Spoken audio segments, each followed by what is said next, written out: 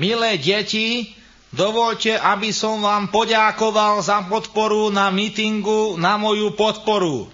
Na záver si zaspievajme spoločnú pesničku. 3, 4. My sme ovocníčkovia, všetci sme dobrí kamaráti. Jeden žltý, druhý čierny, ale sme si stále verní. Tak dosť, takéto pesničky sa tu spievať nebudú. Starý otec odstup a bude tu pokoj. Za pár dní si zvolíme nového a život pôjde ďalej. Ale povedz mi, syn môj, kam už mám odstúpiť? Veď už teraz bývam za dverami, aj tak sme tu natlačení ako ľuptákovci v Bavoráku. Prečo zasa uražate? Prečo uražate robotníkov aj ľuptáka? A minulé, keď tu bol ten doktor z Afriky, ten, ako sa volá, profesor Barnard, tak ma chce hospitalizovať, lebo mu takto natáral, že ma veľmi srdco bolí. Znovu opakujem, starý otec, odstup. Ty si morálne bahno, ktoré by malo opustiť túto spoločnosť. Ak tvrdíš, že som bahno, znamená to, že by som mal odísť do Piešťan, alebo čo? Podľa mňa by si mal ísť na liečenie radšej ty. S tým ja nemám nič spoločného, toto je konflikt medzi tebou a celou rodinou. Ak dovolíte, musím zdôrazniť, že ja si so starým otcom veľmi dobre rozumiem. Aj napriek tomu, že keď hovorím, musím ma počúvať cez slúchadlá. Ja si s ním vôbec nerozumiem, vážený, vôbec nie. Na čo nám je taký starý otec, keď ani na stavbu pozrieť nepríde? Do kostola chodí a na stavbu nepríde. Povedzme si, vážený, otvorene, čo už v takom kostole vyrieši? Čo? Kostol je poriadok, ale na stavbe je bordel, vážený, tam treba chodiť a pomáhať. Ak to bude nevyhnutné, odstúpim. Avšak dovoľte mi prečítať list, ktorý som dostal z Ameriky a ktorý mi už prečítali a preložili v robote. Tak vy tam máte aj prekladateľa. Musím tam poslať kontrolu, aby zistila, či je zahrnutý v rozpočtovej položke. Neboj sa, Vladko, preložil mi ho vrátnik, ktorý za starého režimu pracoval v kontrarozviedke pod krycím menom Líška. Jemu ho doručil lovec, lovcový orol a orlový jazvec. Ja viem veľmi dobre, kto je tento jazvec, vážený. Jazvec je ten, čo má na chrbte pás. Keby si ty, starý otec, občas, takedy prišiel na stavbu, tak by si ty videl, že takí, čo majú pásy na chrbte, tam robí hromada. Nechajte ma prečítať ten list. Citujem. Vážený starý otec, keďže som už dlho nebola v Central Parku s nikým na prechádzke, spomenula som si na vás, ako si tam žijete a žerete. Bola by som rada, keby ste mi ho už konečne poslali, lebo sa nemôžem dočkať. Joko Ono. To je čo za meno toto, Ono? Vážený, to nemá kultúru. Jožo, povedz aj ty k tomu dačo. To je predsa nezmysel. A navyše je to podle a neslovenské. Ak tento list písala žena, tak nemôže byť Joko Ono, ale Joko Ona. A po slovensky Joko Onaová. Tak káže jazykový zákon. Ja stále tomu nerozumiem. Neviem, milé deti, koho z vás mám do toho New Yorku poslať. Poraď mi, prosím ťa, Milánko, ty, vnúk môj najmilší. Neboj sa, starý otec, len on sa musí prihlásiť sám. Ja nikam nejdem, ja som tu doma. Čo keď ma v tom New Yorku zastrelia? Veď tam zastrelia jedného človeka každých 5 minút. A ako to môže ten jeden človek toľko vydržať?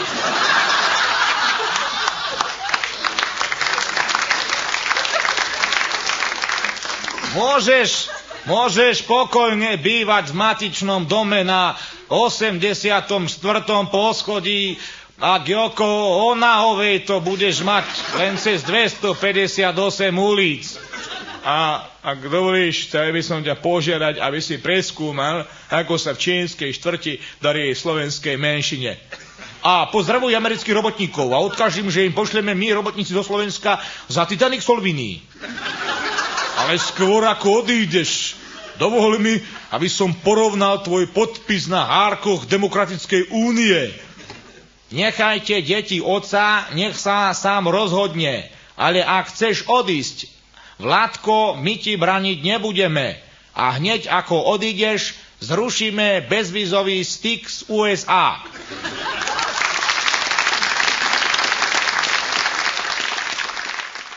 Povedz mi, otec, ty predsa všetko vieš, všetko poznáš to, čo je vôkol nás. Povedz mi, otec, čo robí ten Klaus. To je čo za sprostá otázka. Klaus nerobí nič, lebo má na to ľudí. Iba ja musím pracovať vodne v noci, lebo mi nedáte pokoj. Ale, syn môj, ja som sa nepýtal teba. A koho iného, veď otcom som tu stále ja. Opäť pochybňuješ výsledky volieb a šíriš nepravdivé informácie o našej domácnosti. Prepáč, syn môj, ale ja zotrvávam v meditáciách so Svätým Otcom. Chystám sa na jeho návštevu. Svätý Otec príde navštíviť mňa a nie teba.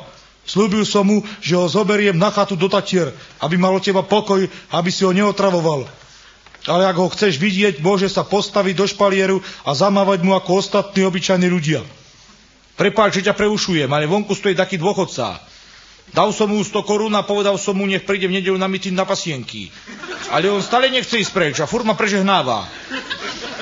Čo zase chcú títo dôchodcovia? Veď sme im aj cestovné dôchodky zvýšili a stále im je málo. Asi im zasa musím čo slúbiť. Zavolaj hodnú Janko, nech nestojí pred dvermi. Pozdravujem vaše schromaždenie, drahí priatelia. Chcem prehovoriť. Vitaj, Svätý Otec, ani sa nevyzúvaj a poď rovno do obývačky. Svätý Otec, poď ku mne do spálne, ukážem ti moju zbierku známok. Mám v nej aj Vatikán. Svätý Otec, poď so mnou do kočikárne, zahráme si spolu ping-pong. Svätý Otec, prosím ťa, požehnaj aj nám. Aj my sme kresťania, aj keď iba maďarskí.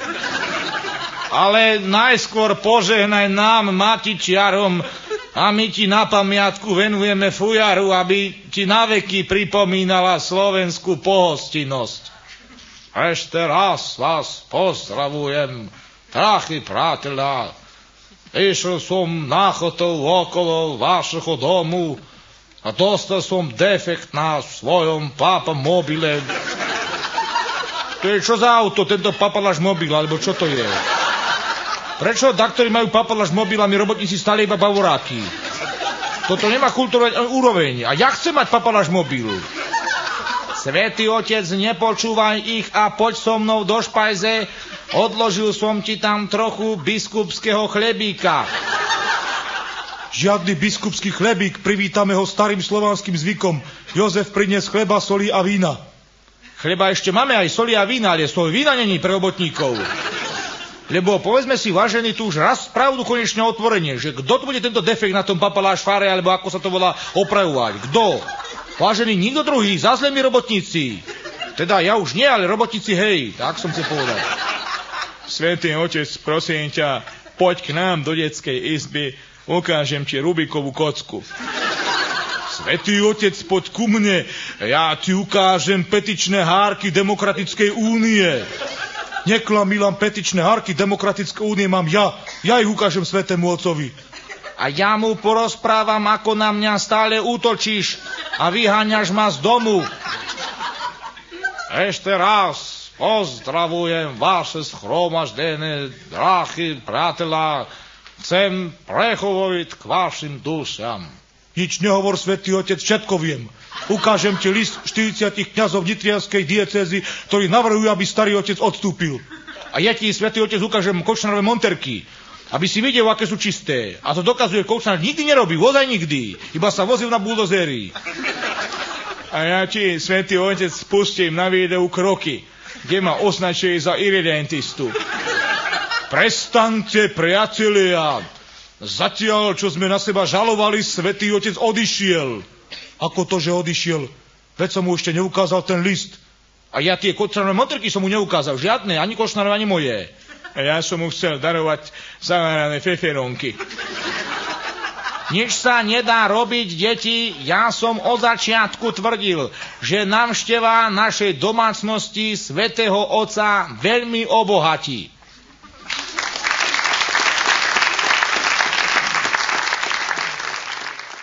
Vážení prítomní, milí hostia, dámy a páni, drahý Vlado. Dovoľte, aby som vystúpil pred týmto plénom so správou o stave našej domácnosti. Faktická poznámka. Odmietam počúvať správu o stave našej domácnosti, lebo som sa na nej nemohol podieľať. Starý otec, ako môžeš hovoriť o tom, čo sa deje v kuchyni, keď si tam nebol takmer rok? Nebol som tam, lebo si ma tam nepustil. Avšak dobre viem, že tam stále čosi pečiete a že vám to prihára. Ďalej musím so znepokojením prehlásiť, že v obývačke nemá kto odvzdušniť radiátor, následkom čoho sa vzťahy v našej domácnosti rapidne ochládili. Protestujem.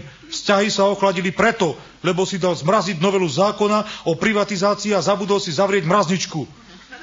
Ďalej chcem poukázať na fakt, že v našej domácnosti nastalo informačné vákuum. Odobrali mi diaľkový ovládač a keď si chcem v televízii pozrieť správy na ČT1, tak mi to stále kto si prepína na Pressklub. Ak dovolíte, chcel by som upozorniť aj na problém alternatívneho školstva. My navrchujeme, aby sa všetky predmety vyučovali po maďarsky, akurát telocvik, kreslenie a veľká prestávka by boli po slovensku. O tom potom.